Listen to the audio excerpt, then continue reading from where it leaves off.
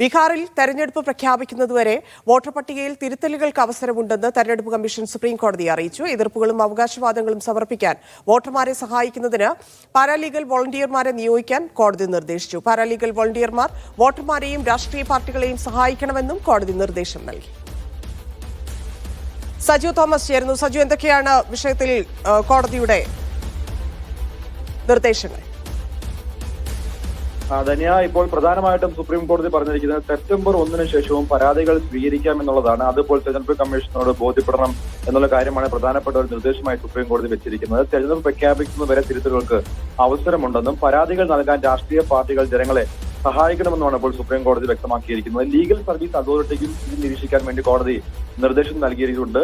എതിർപ്പുകളും അവകാശവാദങ്ങളും സമർപ്പിക്കാൻ വോട്ടർമാരെ സഹായിക്കുന്നതിന് പാരാലീഗൽ വോളണ്ടിയർമാരെ നിയോഗിക്കാനും കോടതി ഇപ്പോൾ നിർദ്ദേശം നൽകിയിരിക്കുകയാണ്. എല്ലാ ജില്ലയിലെയും ലീഗൽ സർവീസ് അതോറിറ്റി വോളണ്ടിയർമാരെയും നിയോഗിക്കണമെന്നും അതുപോലെ ഒപ്പം തന്നെ പാരാലീഗൽ വോളണ്ടിയർമാർ വോട്ടർമാരെയും രാഷ്ട്രീയ പാർട്ടികളെയും സഹായിക്കണമെന്നുള്ള നിർദ്ദേശമാണ് ഇപ്പോൾ സുപ്രീം കോടതിയുടെ ഭാഗത്തു നിന്നും ഉണ്ടായിരിക്കുന്നത്. ബീഹാറിലെ ലീഗൽ സർവീസ് അതോറിറ്റിയുടെ എക്സിക്യൂട്ടീവ് ചെയർമാനാണ് ഈ നിർദ്ദേശം സുപ്രീം കോടതിയുടെ ഭാഗത്തു നിന്ന് ഉണ്ടായിരിക്കുന്നത്.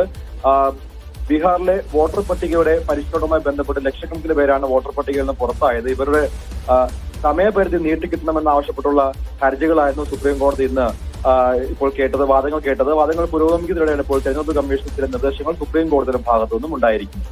ശരി സജു.